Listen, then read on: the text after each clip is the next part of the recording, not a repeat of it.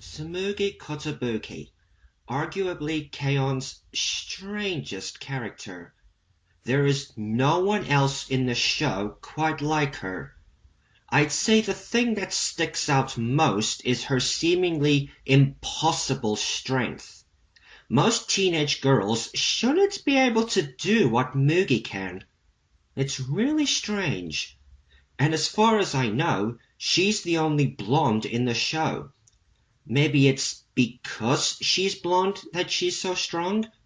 And despite being quite polite and gentle, she can be quite a rebel at times. Wait a second. Blonde hair, what seems like super strength, rebellious nature. Where have I seen those traits before?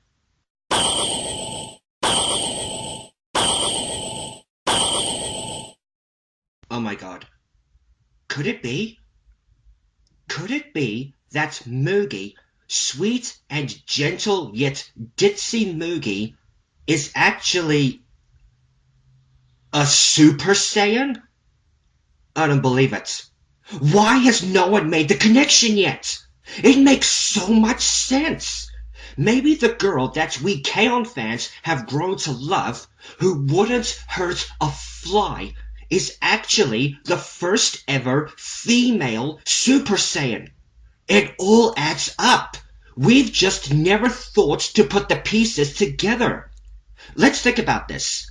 No other character in K-On! Is like Mugi. All the signs in the show point towards her being the legendary Super Saiyan. It does explain a lot about her. Oh, but Tim, that's impossible. Where's the spiky hair? Where's the tail? She never flies or shoots energy blasts either. Valid points, yes, but maybe that's because of what K-On! Is. Cute girls doing cute things. If Mugi did do the stuff from DBZ, most people wouldn't consider it cute. Let's go through the various facts and whatnot. As we all know, a Saiyan's hair goes blonde when they go super.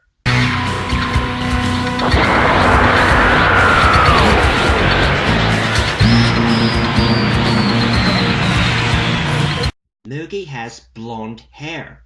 But it's not spiky, and aren't her eyes supposed to go green as well? I think her family has something to do with that. Remember, Mugi comes from a rich family.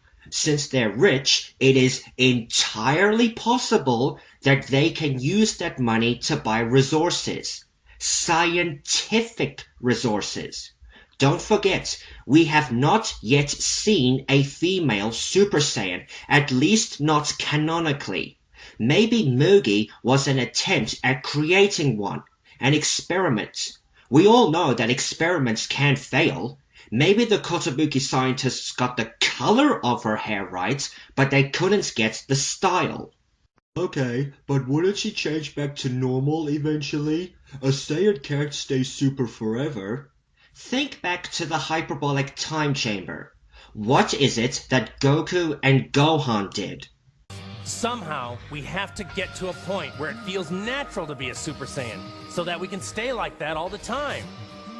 What's not to say that Mugi isn't secretly training like they did, working on mastering the first Super Saiyan form so she can stay that way for long periods of time. Remember when she went to Finland? Maybe the holiday was actually just a cover story.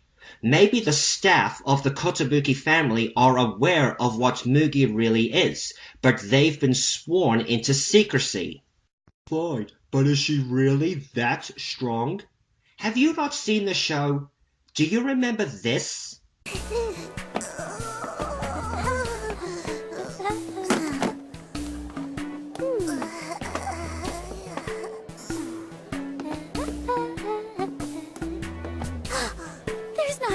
Sweat on her.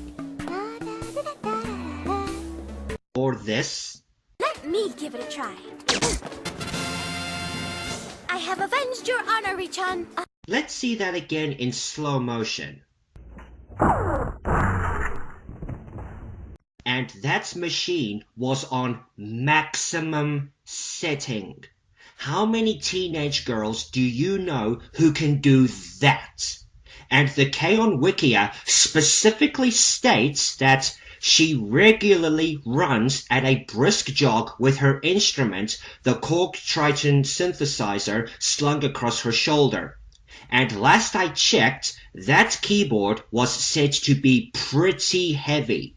And while we're at it, if you think back to the movie, she was running with not only her keyboard, but 30 kgs of luggage as well, without getting tired. And before you mention the pillow fight, Mugi would have had to hold back, lest she decide to take Mio's head clean off. What about the tail then? Don't Saiyans have tails? Remember Goten and Trunks?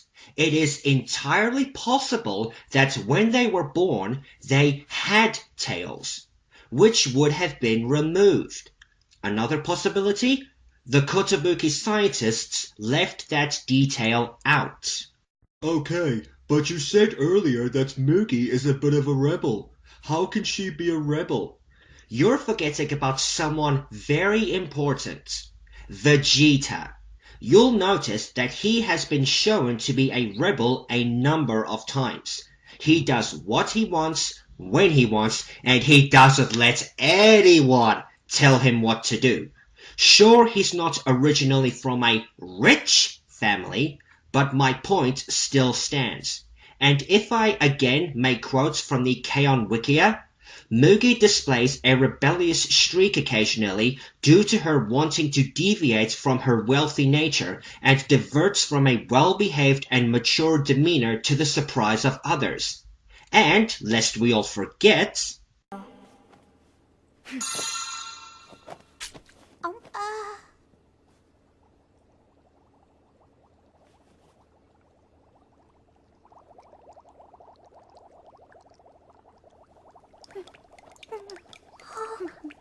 So, I think I've covered all the bases. Mugi must actually be a Super Saiyan. There's too much evidence to dismiss this. Maybe she was actually a rejected character for DBZ. They drew her, but decided she was too cutesy, so she got put into K-On! And what was her childhood dream in Uraon?